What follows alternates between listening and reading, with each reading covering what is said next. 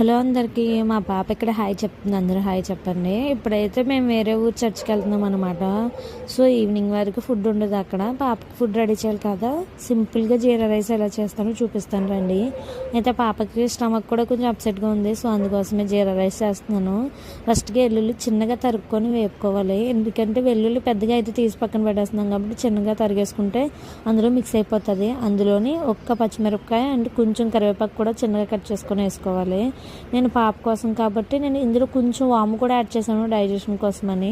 తన స్టమక్ బాగాలేదన్నాను కదా. సో అవి కూడా బాగా వేపుకున్న తర్వాత మనం ముందుగా చల్లార్చి పెట్టుకున్న రైస్ అందులోనే కొంచెం ఉప్పు వేసుకొని బాగా ఫ్రై చేసుకోవాలి.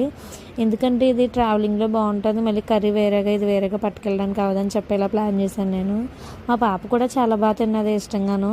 ఎందుకంటే తినేటప్పుడు వీడియో తీయలేను, ఫోన్ తన దగ్గర ఉంటుంది కాబట్టి.